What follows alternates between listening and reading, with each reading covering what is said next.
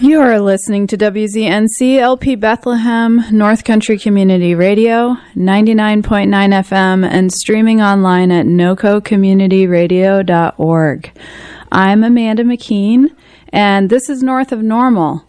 A year ago this month, I sat down behind a microphone with no real plan beyond curiosity. I wondered what would happen if we spent less time talking about what people do and more time talking about who they are. What I've learned over the last year is that most people are carrying stories that we'll never hear unless someone slows down long enough to ask. The business owner who almost quit, the volunteer nobody sees, the person who quietly changed a community without ever asking for credit, the neighbor whose life looks ordinary from the outside but turns out to be anything but. So every Tuesday, that's what we do here at North of Normal. We get curious, we listen, and we make room for conversations that don't usually fit into a quick hello at the co-op or a comment thread online. Today is one of those conversations, and I'm so grateful you're here to listen. My guest today is Joel White. Hi, Joel. Well, good morning, and good morning to all of our listeners. Yes. Thank you so much for being here with me today.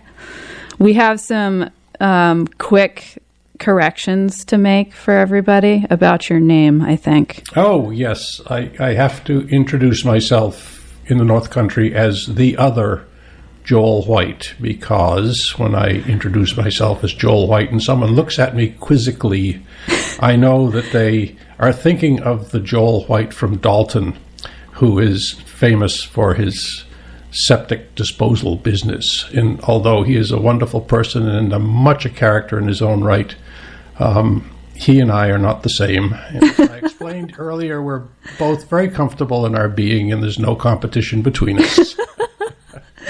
Well, thank you for making that clarification for us. I'm sure it would be really tough if I was sharing space with another Amanda McKeen. I don't know what I would do. But I'm glad that there's no competition between you. No competition. He's a nice guy. That's wonderful. And that character in his own right. Yeah.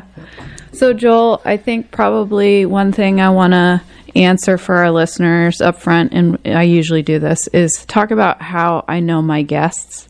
And for those that are tuning in for the first time, this show is by invite only. And what that means is I invite people that I meet, that I feel like would be a good fit for this show.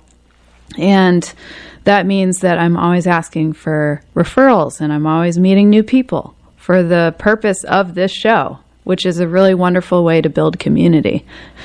So we had, a couple weeks ago, we had Neil Brodeen on, and Neil is a avid listener of the show, big fan, big supporter, and he has actually provided me with so many recommendations.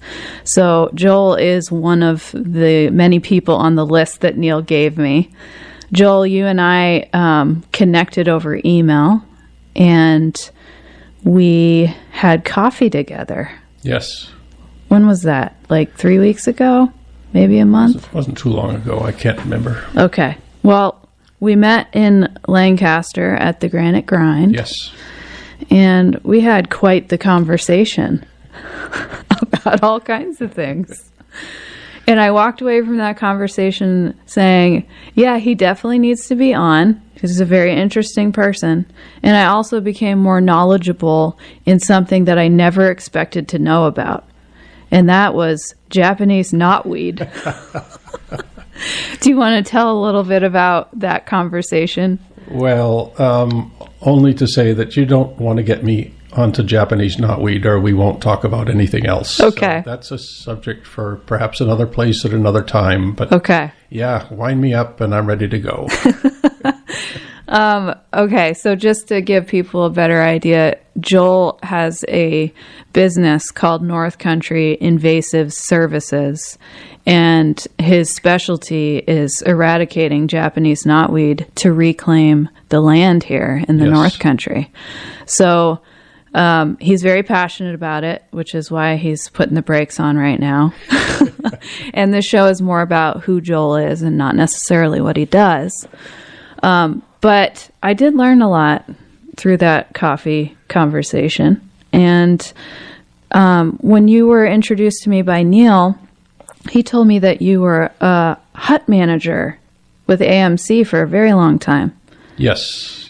And that piqued my interest. Most of the 1970s, 74 to 79. Okay. So 5 years as a hut manager? Yes. And I think it's interesting to me how I connected with Neil Brodeen, because as the new huts manager in 1973 or 4, the former manager brought me into the office and guided me around and pointed out a metal file box up on the shelf. And he said, and keep that up to date.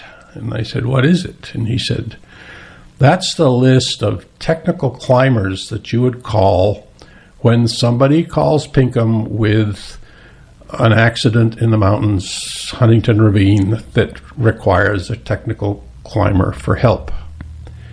And I said, oh, what's in the box? And one of the names in the box was Dan Brodeen, who lived in St. Johnsbury. I believe he worked for Vermont Highway Department, and he was a technical climber. And if somebody got hung up in Huntington in the middle of winter, in the middle of the night, Dan Brodeen and Roger Damon were the people that I would call. Stepping to currently, on Facebook, there were a couple of soapstone carvings that I saw that I really wanted. And I found that they were offered by this fellow, Neil Brodeen, in St. Johnsbury. So I sent him a Facebook message and asked about them. And, by the way, do you know Dan Brodeen? To which he said, yeah, that's my dad. So, talking about contacts, that was a delightful contact to make. Yeah. And he and I have we don't talk that often, but we're very much of the same mind about a lot of stuff. That's cool. So, yeah. So it sounds like you probably saw quite a bit in those 5 years as a hut manager. Yes, and it was because it was a different time. At that time, we had no cell phones. And if somebody got into trouble, even in Pinkham Notch on the highway or in the mountains, if they got into trouble at Pinkham Notch, they'd come to AMC Pinkham and find somebody to help them. We dealt with a lot of car accidents and stuff at Pinkham, and we'd go do what we could and give Gorham or Jackson a call on the phone. This is all by phone, and they'd send their police, or we didn't even have ambulances then. To get somebody who was hurt out of Pinkham Notch to the hospital in Berlin, laying down, they had to travel in the hearse from Gorham. No kidding. There were no ambulances. Emergency medical care was not anything that was available at that time. Wow. This is in the late 60s, early 70s. So if somebody got into trouble in the backcountry, they'd make their way, or the word would get to an AMC hut. The AMC hut would call Pinkham. We had an alarm system. The manager would get out of bed, trundle down, answer the call, and get a hold of Fish and Game.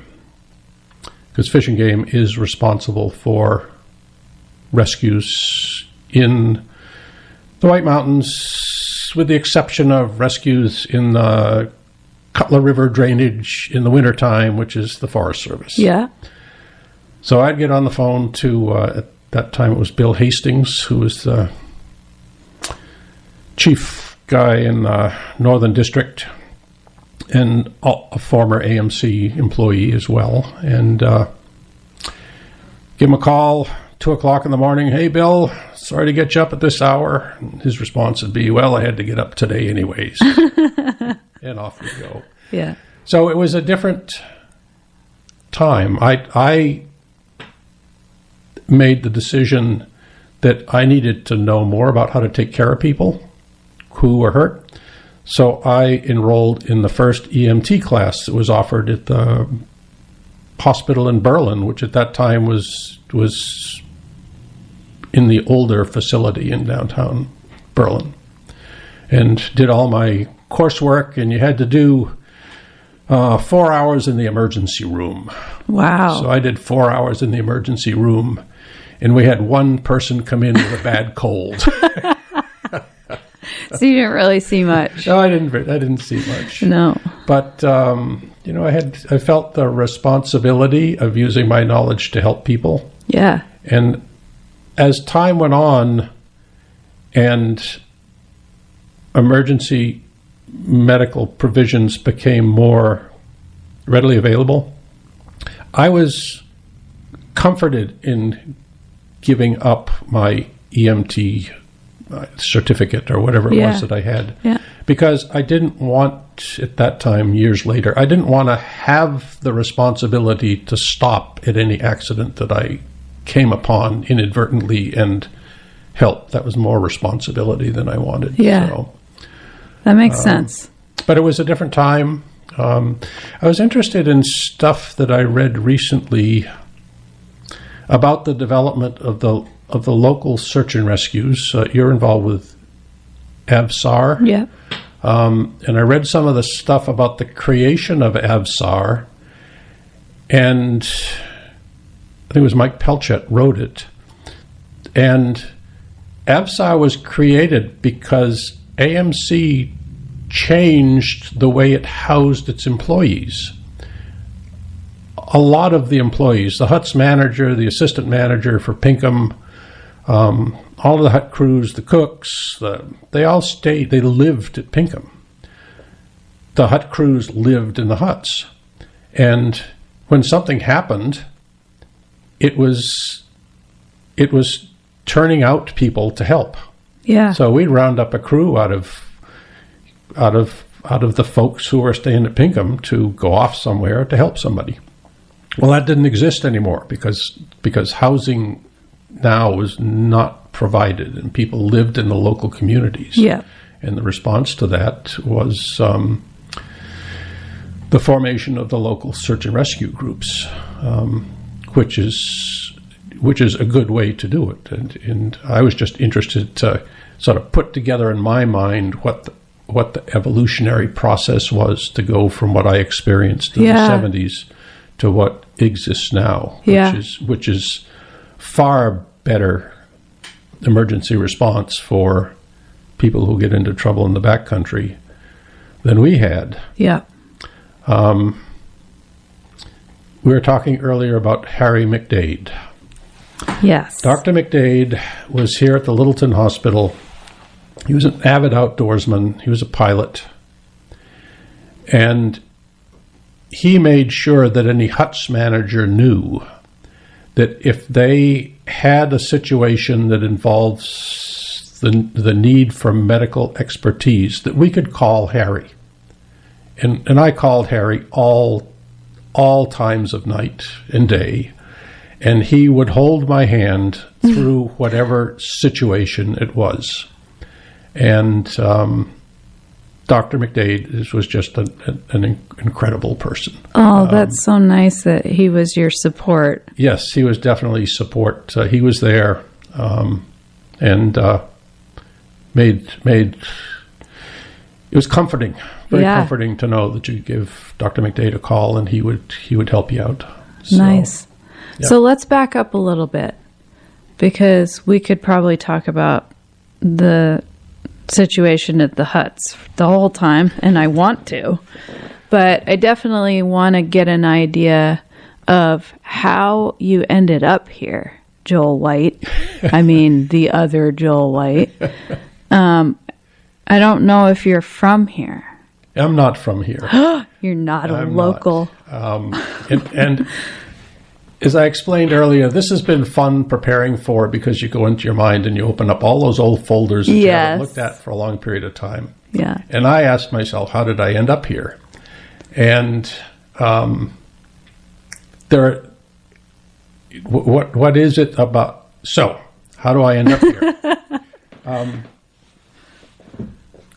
The whites arrived on the coast of Massachusetts in either 1623 or 1630, depending on which historic number you is correct. We forged our way westwards until I was born in central Massachusetts in 1944. So we didn't stray far from where we were. Yeah. But our family had a long history of roots in what is called the Blackstone Valley. It's the Blackstone River south of Worcester. It flows south and so on. I have a cousin and his wife who still live there, and other relatives, cousins, and so on. My roots up here have more to do with my mother. My mother was born in Lower Waterford, also known to me as Pucker. And I thought I'd like to find out where that comes from. But there's a cemetery in Lower Waterford. It's got two different groups of Morrisons. One is, if you will, my Morrisons, and the other one is somebody else's Morrisons. There's two different Morrison families. My mother lived here in Littleton, and her mother baked at Thayer's Inn.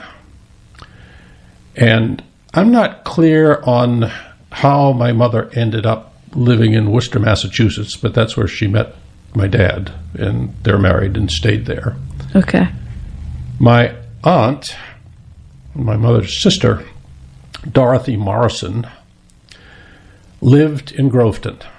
She was a teacher. She went to Plymouth State Normal School and got her teaching credential. We're talking the 1950s now. Okay. And she taught in Groveton, and she taught office skills, shorthand, typewriting, bookkeeping, I guess. I'm not certain. She taught for several years in Groveton, and then she moved here to, her job moved here to Littleton, and she taught at Littleton High School. And she retired from Littleton High School. So anybody from Littleton out there who remembers Dorothy Morrison as the office skills teacher who they took typing and shorthand from, it was my Aunt Dot. Nice. And I had trouble with an algebra teacher in high school in Massachusetts. And I talked to my mother about it. And my mother said, well, just remember, Joel, this woman's name was Miss Donahue. Miss Donahue is somebody's Aunt Dot. So I would spend a couple of weeks, summers up here, visiting Aunt Dot in Groveton. She had a little bungalow house on Summer Street. I got to sleep out on the porch. Nice. And I had my bicycle, and I would pedal around Groveton. Spent most of my time watching the activities in the log yard at the lumber mill there. That was fascinating to me. And I don't think I will get the engineer into any trouble at this time, but there was a time when that little steam engine, which is on display there, was the active switcher in the yard at the mill, and he gave me a ride for about 100 feet down the tracks. So I'm sure that was against company policy, but it made my day, and it's a memory which I still hold. So, that's sweet. So it was, the White Mountains were something you got through to get to Aunt Dot's. Okay. You know, they didn't have any real meaning to me.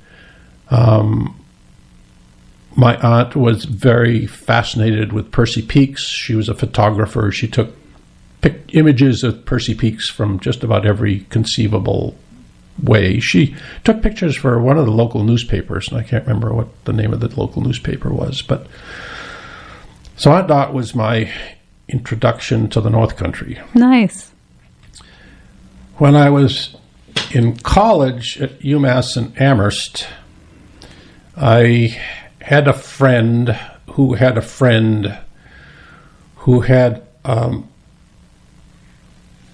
mobile home, a trailer up in Pittsburgh.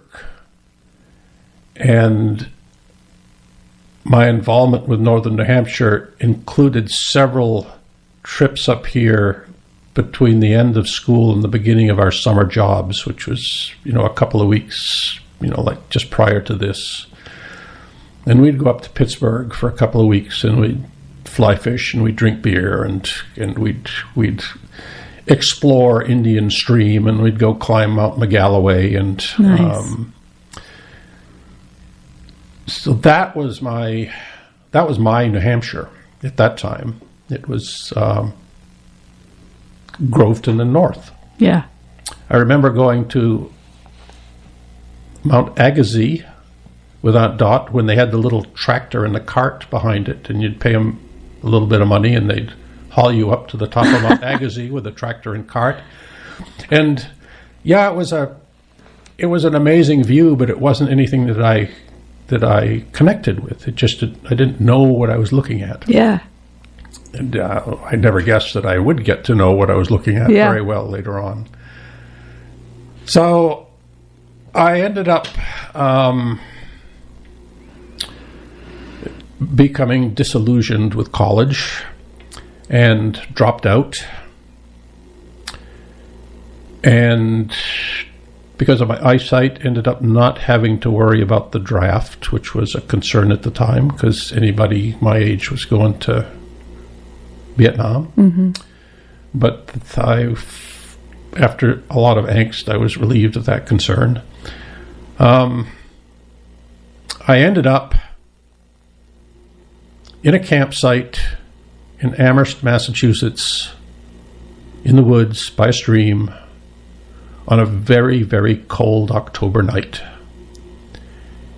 and had this conversation with myself that, Joel, you have to do something. You can't stay here. I was working for a professor. My job for the summer was to help him take in hay and to paint his house, and we'd gotten all that done, but I didn't, as my wife says, I didn't figure out what's next. Yeah. So I said,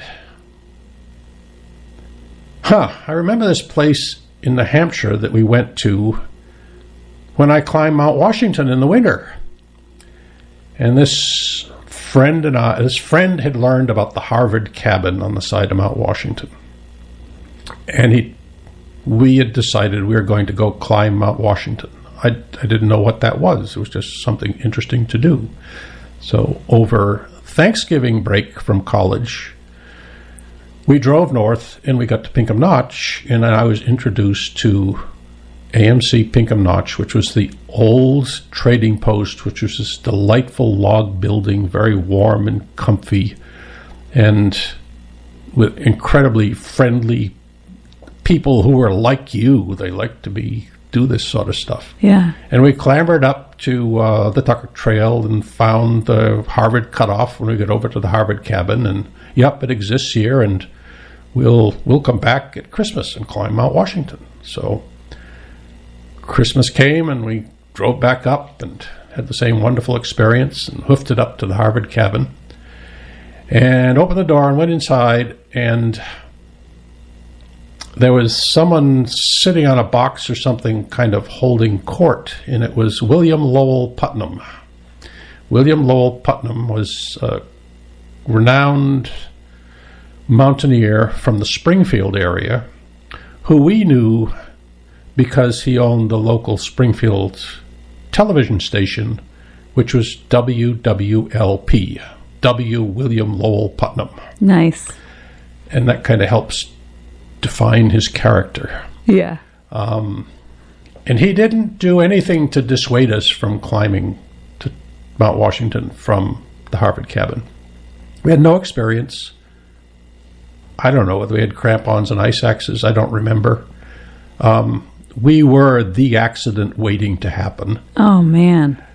We made it to the summit, up Lion's Head. We came back down. We didn't get avalanched. We were lucky. But we were those two people who, if anything had happened, might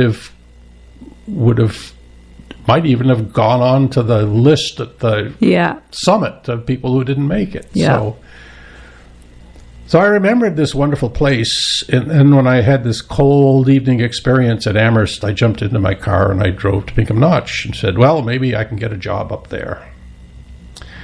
Well, at Pinkham, we had a very eccentric night watchman whose name was Kibby Glover. Kibby Glover was a World War II veteran who we would now know as suffering with PTSD. But he was a night watchman at Pinkham. So I drove in 2 o'clock in the morning, went way down to the end of the parking lot to get a little bit of sleep. Next thing I know, there's this dervish on the bumper of my car jumping up and down, telling me that I couldn't sleep here. I had to go to Wildcat, da-da-da-da-da. Well, that was Kibby. His job as night watchman was to keep people from sleeping in the parking lot, and I ignored the sign and suffered the consequences. And I had him explain to me where Wildcat was, so I went down and spent the rest of the night. Wildcat came back, got interviewed, and I could take the job at Pinkham. My job was general Pinkham crew, which was washing dishes and cleaning rooms and shoveling snow and that sort of stuff. I had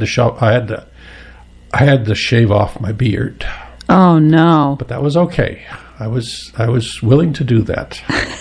So I shaved off my beard, and this was 1966. It didn't. At that time, if you were a crew member at the Mount Washington Observatory, you more frequently than not hiked back and forth to work because the OBS didn't own any vehicles in the wintertime that traveled the auto road. Mm-hmm. Sometimes you could hitch a ride with TV who had the snowcat, but frequently you hiked back and forth. If you hiked back and forth, the agreement between the observatory and AMC was that you could stay at Pinkham for free. So I got to know some of the people, and at that time they were all guys, some of the guys who worked at the observatory. And I learned that one of them was getting married, in fact married to one of the crew members at Pinkham, and there was going to be a vacancy at the summit. So I talked to him about it, and he said, yeah, I'll take you down and introduce you to the chief observer, Guy Gosselin, in Gorham. So we go down to Guy Gosselin's house, and I get interviewed and offered the job. So I ended up working the latter part of 66, 67, and the very early part of 1968 at the old observatory, the old wooden building up on the summit, which was it was a delightful place to work. It was not the observatory that we have today. It was much more rustic, and we had nowhere near the skills that the current observatory has. I ended up becoming infatuated with a young woman who worked at Pinkham. I had gone back to college. I'd gotten my degree, and Alice Smith and I were married, and I was offered the position of managing Pinkham Notch by the then hut system manager, Bruce Sloat. And this position was created because the new trading post was built. The old log building was torn down, and the current building that we have was newly built. And they decided they wanted a full-time manager for that building that worked for the huts manager. Up until that time, it had been a series of seasonal managers. So Alice and I got an apartment in North Conway. She was a teacher in Tamworth, and I worked at Pinkham. And until we bought a house in Gorham, we commuted back and forth.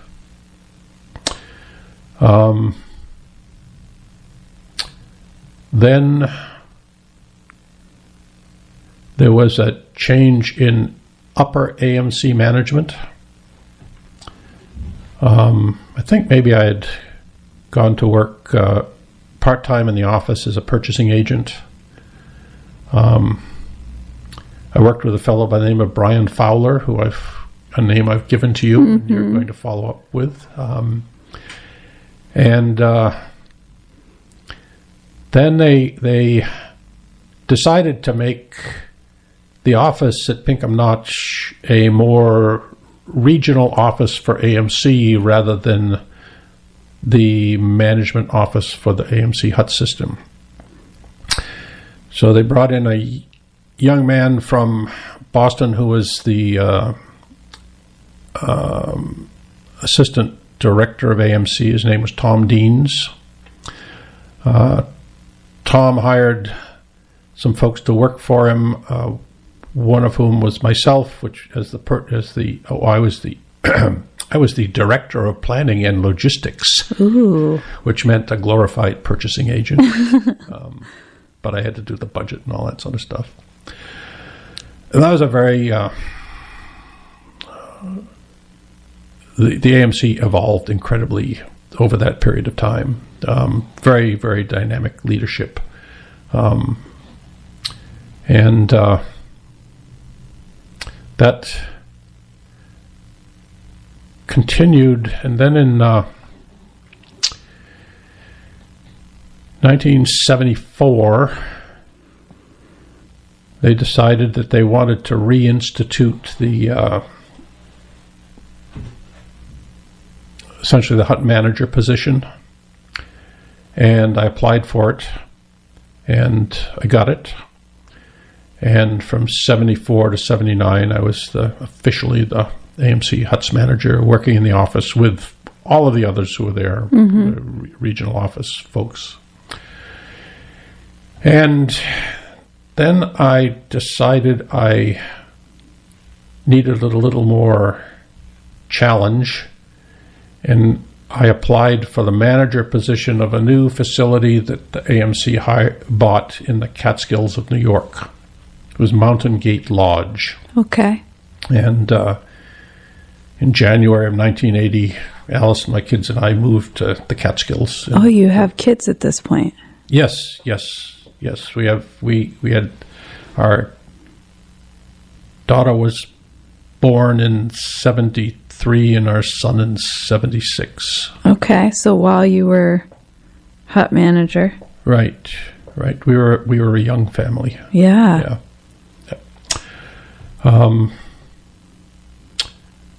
So our daughter Anna now is, this is a wonderful situation to be in. Your loving daughter is specializing in geriatric care. Oh. So it's a very comfortable feeling. Yeah. And our son is over in Lake Placid, New York. So our daughter's in Massachusetts, in Marlborough. And our son is over in Lake Placid, and he works for a medical research facility where he's an animal care specialist. Oh, that sounds nice, too. Yeah, so in fact, we're headed over to Lake Placid later on this month because our last granddaughter is graduating from high school. So we're looking forward to doing that. Wow. So you uprooted your young family. We uprooted our young family, went off to the Catskills. In retrospect, I don't think I would do it again if I had a chance to redo it. Why is that? It was I think I had the image that I wanted to become the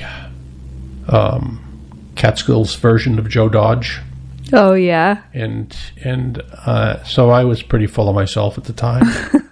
And that just didn't work out for a whole bunch of reasons. The Catskills are not the White Mountains. The AMC of Boston is not the AMC of New York. They're entirely different cultures.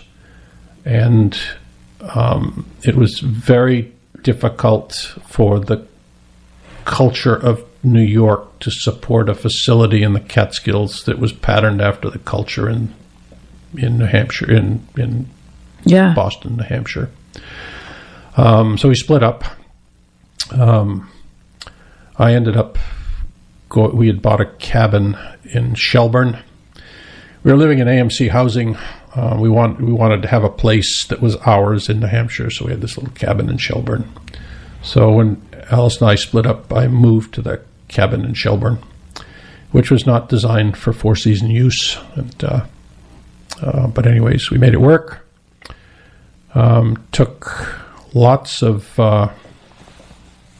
did lots of local work. I decided I was going to be a carpenter, so I hung up my shingles as a carpenter, and through some referrals, a fellow who was a real carpenter, Brian Earl, and I were hired to build the facade of the facility down at Storyland, which was the historical attraction, and I'm going to blank on the name, but the facade was an English port, where you would enter, go down the dock, and step on the ship that was going to take you to the New World, to America. So, anyways, we built that. While I was working at that, a friend who had worked for me at AMC Pinkham, who had been up at Tuckerman Ravine, Dave Buchanan, tracked me down, and he said, the Student Conservation Association, for whom he was working, was negotiating with the White Mountain National Forest to run Dolly Cop Campground. And if those negotiations were successful, would I be willing to run Dolly Cop? So I said, sure, that would be fun. Yeah. Well, the negotiations were not completed. And Dave felt really bad, and he said, all I have to offer you is running campgrounds in the Gallatin Canyon of Montana. Well, a friend of mine's son had worked at Big Sky, Montana, in the Gallatin Canyon, and had visited there and came back with all sorts of stories of how delightful this area was.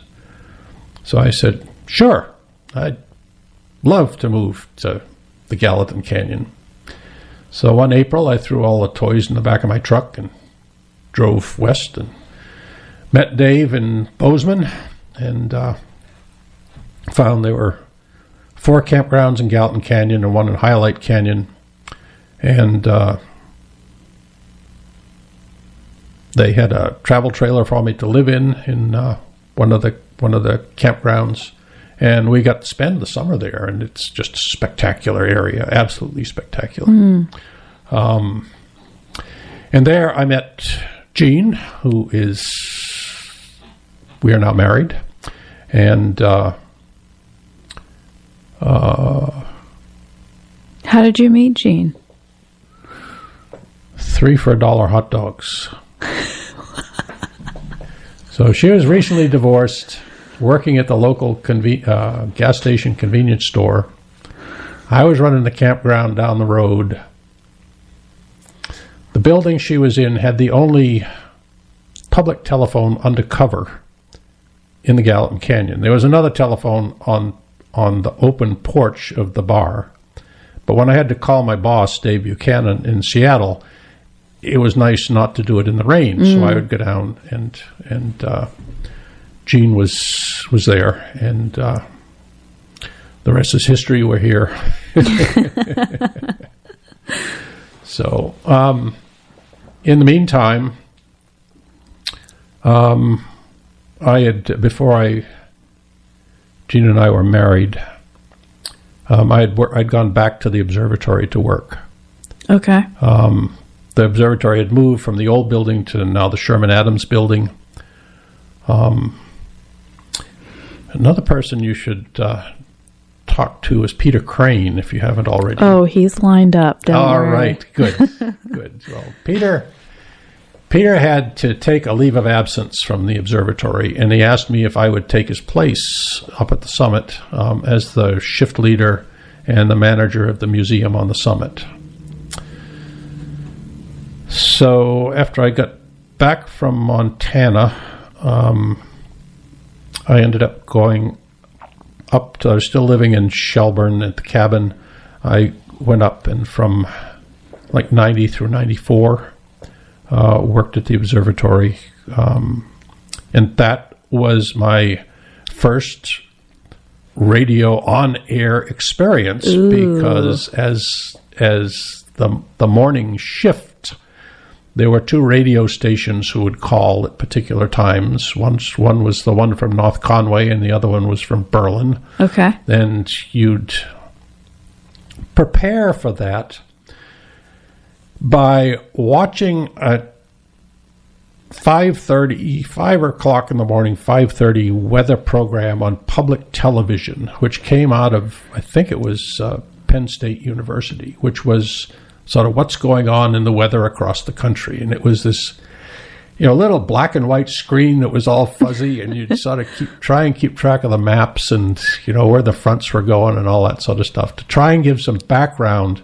to the forecast, which you were going to report, which came from the Weather Service in Portland by radio. So none of this was, the observatory wasn't at that time creating its own forecasts. It is now. Okay. It's a different organization, a far better organization now. But we were just observers at the time. So we'd watch this program. We'd make some notes about fronts and cold air and hot air and so on and so forth. And then we get the forecast from the Weather Service in Portland. And then the Conway radio station would call up, and you'd spend a little time talking about what was going on in the weather, and then they'd break for an ad, and then you'd come back with the forecast. And it turned out to be my on-air signature, if you would. But when we came back from the ad, I would start off by saying, "Okie dokie, now." And we did the same thing again for the local radio station in Berlin. Okay. And at this time, Gene and I decided we're going to get married. We were married on the summit in 1994. You were? Yeah. You had a summit wedding? Yes, we had a summit wedding up at the Tip Top House. Do you have pictures? We have pictures, yes. Oh, man. So, it was a reasonably good weather day. People came up every way. They hiked up, they drove up the road. The only way it didn't come in was by air.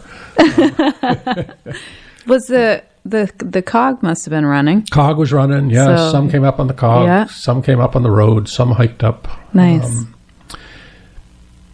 The summit community was very supportive. The state parks people were very supportive. The observatory was supportive. Yeah. TV was supportive. It was a big family gathering. Oh, that sounds fun. There, it was fun. Yeah. So then,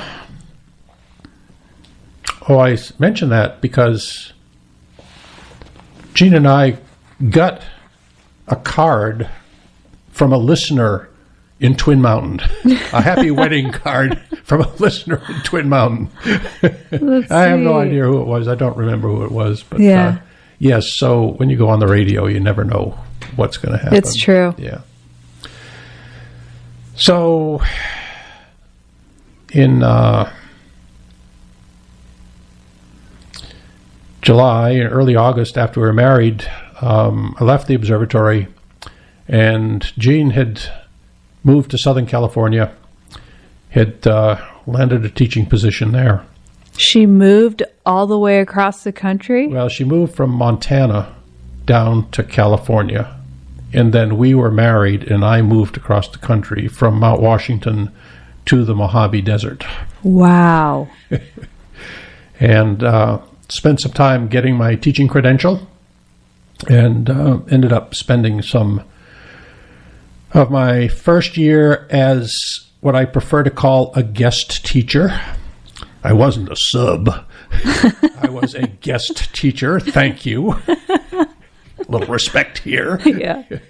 And then I got my teaching credential and taught middle school math and science for a while, and then taught high school physics for a while, and retired from teaching high school physics. And It was I wish I'd gotten to high school physics earlier in my career. Mm-hmm. In this particular school, it was fairly new. The physics room was way up on the third floor. There were no elevators. The administrators didn't like trudging up the stairs, so I'd only have an administrator darken my door when I had my routine evaluation. The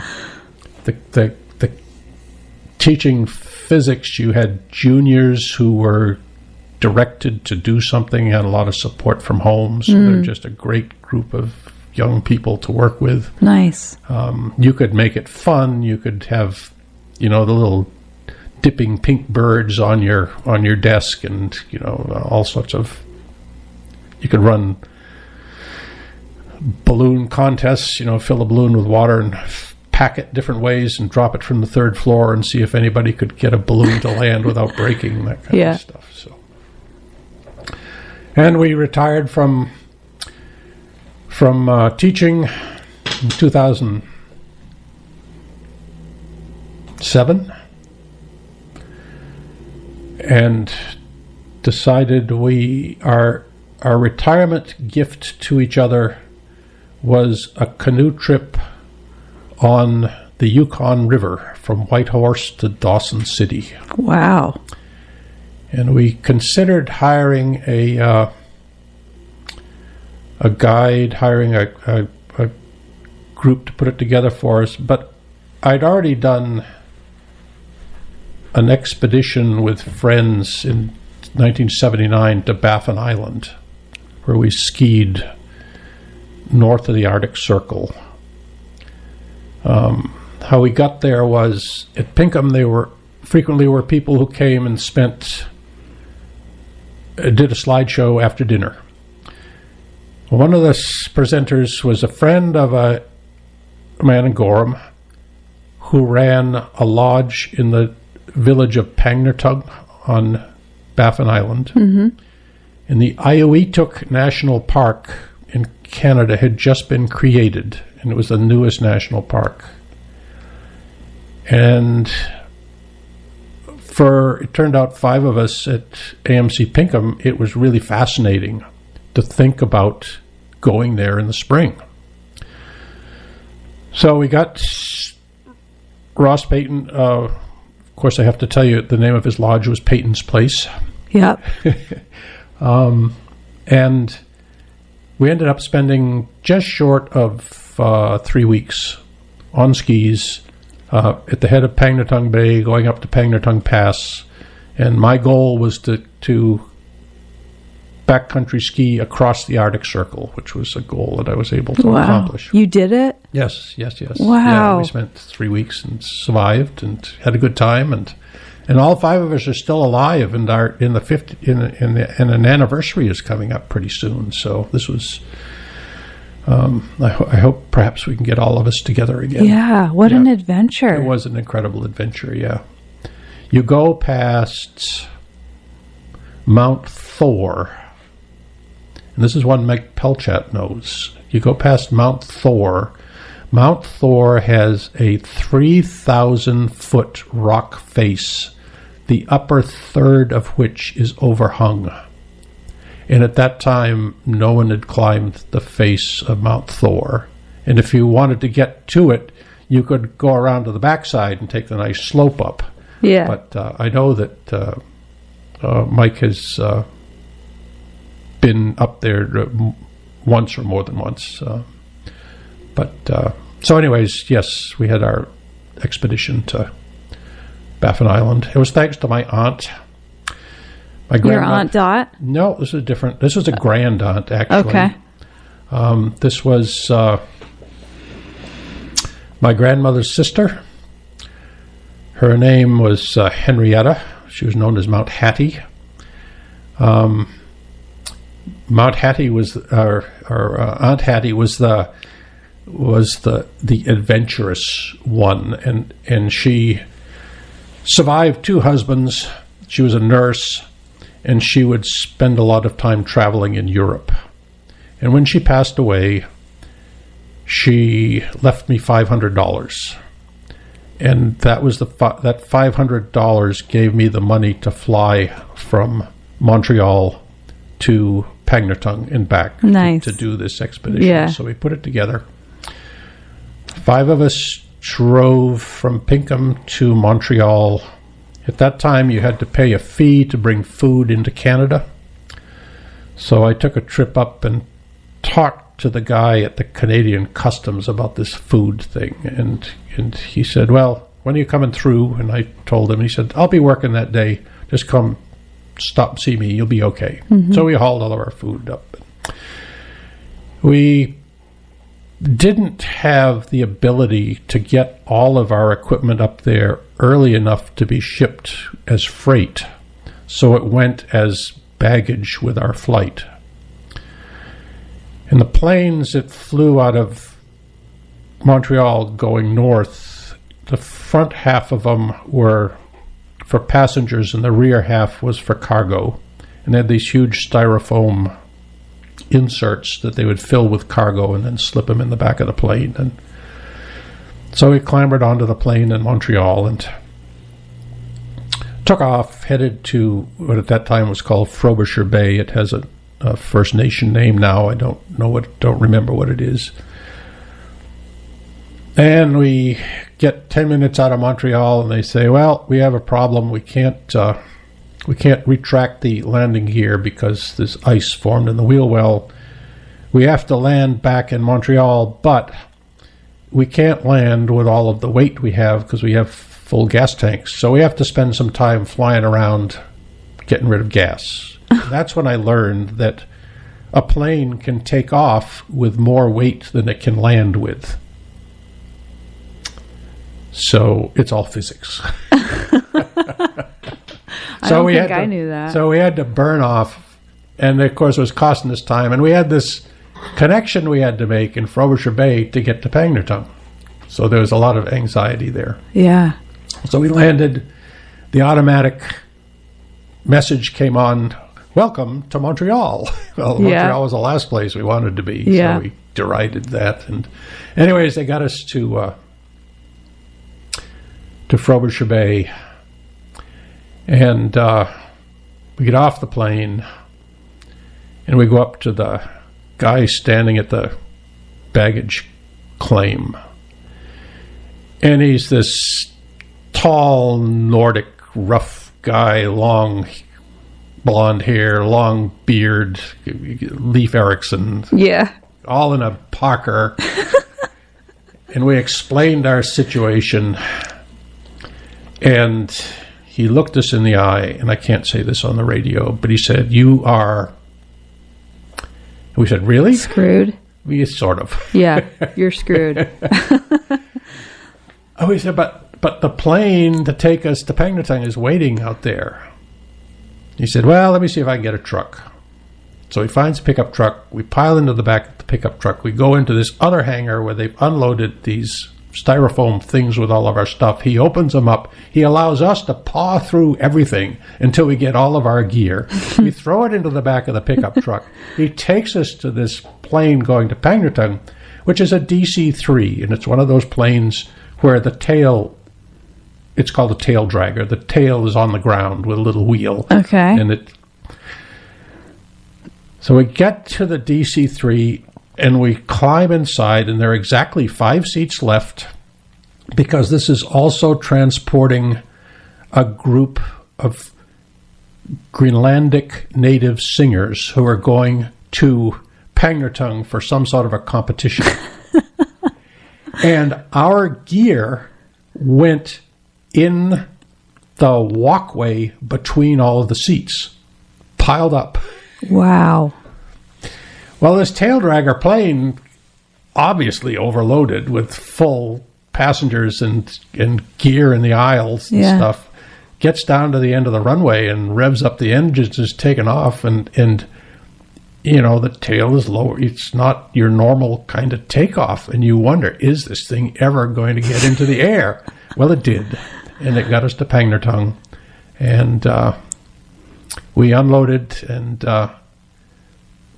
got to Peyton's Lodge, and there was training session for some emergency Canadian Air Force people.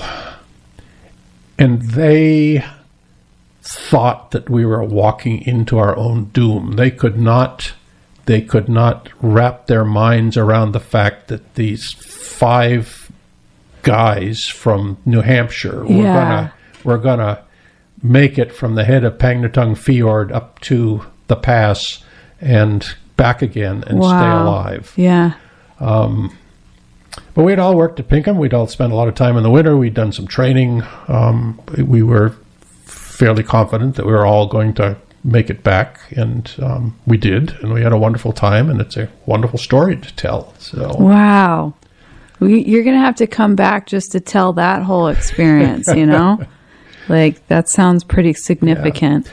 But it was that exposure to Inuit culture which caused me to have an interest in those 3 soapstone carvings that Dan Brodeen had put on Facebook Marketplace. We have come full circle. That's where the loop closes, yes. Oh, my word. Yeah. Yeah, so... That's so special. There, yes. And, you know, life is like that. There are a lot of times where, you know, everything...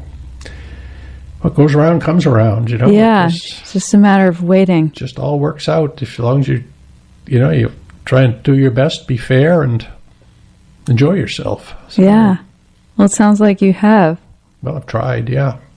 Lots of adventures. Yes. Felt quite fortunate. Yeah. I'm so glad you got to come on and talk a little bit about that today. We have a couple minutes left. Joel, I think what I would really love to hear you talk about is like why you're here now. You know, you've had all these adventures, you've gone all these places. What keeps you here now? Oh, that's a good question. It's beautiful.